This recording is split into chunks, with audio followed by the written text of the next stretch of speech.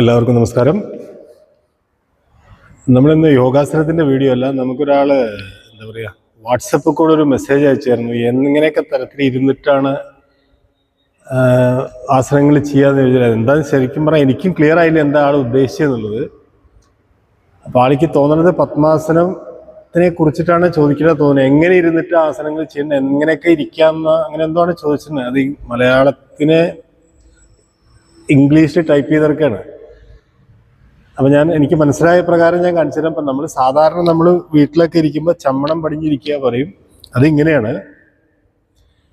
ഇതിനെ നമ്മൾ ചമ്മണം പടിഞ്ഞിരിക്കുക എന്നാണ് സാധാരണ പറയാം. നമ്മൾ പണ്ടൊക്കെ ഭക്ഷണം കഴിക്കാൻ നിലത്തിരിക്കുമ്പോഴൊക്കെ ഇങ്ങനെ ഇരിക്കാറ്.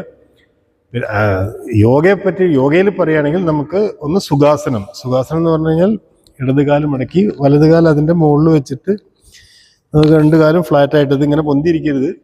ഇതിനെയാണ് സുഖാസനം എന്ന് പറയുന്നത്.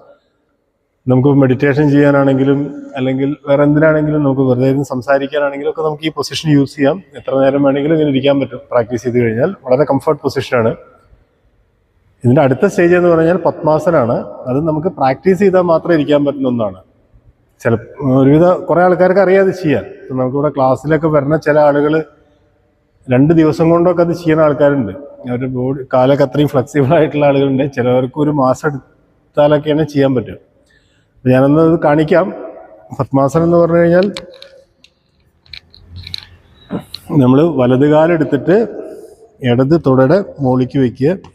വലതുകാലം അവിടെ അത്രയും പതിഞ്ഞിട്ടായിരിക്കണം. ഇതിങ്ങനെ പൊന്തിയിട്ടൊന്നും ഇരിക്കരുത്. ഇതിങ്ങനെ വയ്ക്കുക. അത് കഴിഞ്ഞിട്ട് ഇടതുകാല് gently take and hold it. നമ്മൾ 2 കാലും പതിഞ്ഞിരിക്കുക. ഇത് രണ്ടും കണ്ടു ആ ഷേപ്പിലാണ് വരിക. പത്മാസനം എന്ന് പറഞ്ഞാൽ പത്മം താമര ആ ഒരു പൊസിഷനിലിരിക്കുക. കണ്ടു ഒരേ ഷേപ്പിലാണ് ഇത്, ആ ഒരു ഭംഗിയിലാണ് ഇത് വരിക. This is called padmasanam. ഇത് പ്രാക്ടീസ് ചെയ്യണമെങ്കിൽ എന്താ പറയുക ഘട്ടം ഘട്ടമായിട്ട് ചെയ്യാം. ഒരു അടിക്കുന്ന എടുത്തിട്ട് കാലൊക്കെ പാടെടുത്ത് വെച്ച് കഴിഞ്ഞാൽ നമുക്ക് നീ പെയിനൊക്കെ വരാൻ സാധ്യത ഉണ്ട്. അപ്പോൾ ഘട്ടം ഘട്ടമായിട്ട് ചെയ്യാം. ഓക്കെ. ഇപ്പോൾ എനിക്ക് നിങ്ങളുടെ ആരാ മെസ്സേജ് അയച്ചാൽ അദ്ദേഹം കാണുന്നുണ്ടെങ്കിൽ എനിക്കറിയണ കാര്യങ്ങൾ ഇത്രയാണ്. നമുക്കൊന്ന് സുഖാസനം, ഇത് പത്മാസനം.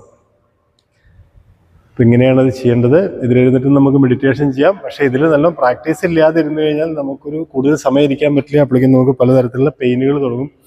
കാരണം ഈ ഭാഗത്തൊക്കെ നല്ലോണം സ്ട്രെച്ച് ആയിട്ടാണ് ഇതിരിക്കേണ്ടത്. ഓക്കെ. സോ നമുക്ക് അടുത്തൊരു വീഡിയോ ആയിട്ട് നെക്സ്റ്റ് ഡേ കാണാം. Thank you so much. നന്ദി, നമസ്കാരം.